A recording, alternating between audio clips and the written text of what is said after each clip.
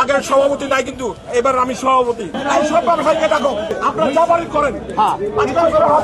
করেন। মাহে রমজানকে কেন্দ্র করে রমজান কেন্দ্রিক যে ছোলা, চিনি, ভোজ্য তেল, অন্যান্য যে পণ্যগুলো ভোক্তাদের ব্যাপক চাহিদা থাকে, তো সেই চাহিদার প্রেক্ষিতে মূলত আমরা মৌলভীবাজার যে ডিলার পয়েন্টগুলো রয়েছে সেখানেই মূলত তদারকি করতে আসছিলাম জাতীয় খাদ্য অধিকার সনদ অধিদপ্তরের মহাপরিচালক মহোদয়ের নির্দেশনায়।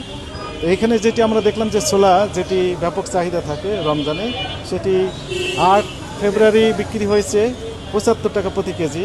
আজকে 18 ফেব্রুয়ারি অর্থাৎ 10 দিনের ব্যবধানে 5 টাকা করে বৃদ্ধি করা হয়েছে। এবং বৃদ্ধি করার যে কারণগুলো ব্যবসায়ীরা বলছেন যে তারা বেশি দামে ক্রয় করেছেন, কিন্তু ক্রয় করার সপক্ষে কোনো ডকুমেন্ট তাদের কাছে নেই, অর্থাৎ পাকা ক্যাশ মেমো রাখার যে বিধান ছিল সেটি তারা মানে নাই। এনিওয়ে এই কারণে 2 প্রতিষ্ঠানকে জরিমানা করা হয়েছে। একটি 10,000 টাকা জরিমানা আরোপ করা হয়েছে। উনি বলছেন যে ঠিক আছে, আমাদের ভুল হয়েছে, এগুলো কারেকশন করব। আরেকটি প্রতিষ্ঠানে যেটাতে গেলাম একই রকমের সিচুয়েশন, অর্থাৎ তাদের কাছে কোনো পাকা ক্যাশ মেমো নেই, তারা শুধু মৌখিকভাবে বলছেন যে বেশি দামে ক্রয় করা, কিন্তু ক্রয়ের সপক্ষে কোনো ক্যাশ মেমো তাদের কাছে নেই। কিন্তু অনেক পরে আসার সময় তারা কিছু ক্যাশ মেমো নিয়ে আসতেছেন যেখান থেকে ক্রয় করছেন তাদের কাছে, তো ক্যাশ মেমো তো বানানোও যায়, এটা অ্যাকসেপ্টেবল হবে না বলে দিয়েছি আমরা। এনিওয়ে তারা ওই যে ব্যবসায়ী সমিতির সভাপতি আসলেন, আপনারা তো দেখলেন, এসে হইচই করার চেষ্টা করলেন। আমি বললাম যে হইচই করার দরকার নেই, দোকানপাট বন্ধ করার দরকার নেই, যেহেতু রমজানের আগের দিন এখানে অনেক পণ্য রয়েছে যেগুলো এসেনশিয়াল, তো সেগুলো বিক্রি করেন, আপনার বিরুদ্ধে আমরা আইনগত ব্যবস্থা নেব।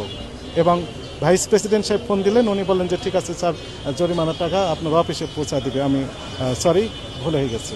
Thank you. জনস্বার্থে আমাদের অভিযান অব্যাহত থাকবে, জনস্বার্থে আমাদের অভিযান অব্যাহত থাকবে। পুরোটা রমজানে কি এইভাবে অভিযান চলবে? পুরোটা রমজানে আমাদের অভিযান চলবে এবং বিভিন্ন সেগমেন্টে ভাগ করে, অর্থাৎ এখন নিত্য প্রয়োজনীয় পণ্য যেগুলো রমজানে ব্যাপক চাহিদা থাকে, তা এই পণ্যগুলোর জন্য সরবরাহ ঠিক থাকে এবং মূল্য যেন ভোক্তাগণের নাগালের ভিতর থাকে, এই লক্ষ্যে আমাদের অভিযান চলছে। একই সাথে পোশাক এর ক্ষেত্রেও যেন কোনো রকম অনিয়ম না থাকে, অর্থাৎ ভোক্তাগণের ক্রয় ক্ষমতার মধ্যেই থাকে, নকল পোশাক যেন বিক্রি করতে না পারে, এই ব্যাপারে আমাদের তদারকি থাকবে। শেষের দিকে ঈদ কেন্দ্রিক যে ঘরমুখী মানুষের যাওয়া আসা নিশ্চিত করার লক্ষ্যে যেন পরিবহন সেক্টরেও যেন শৃঙ্খলা থাকে।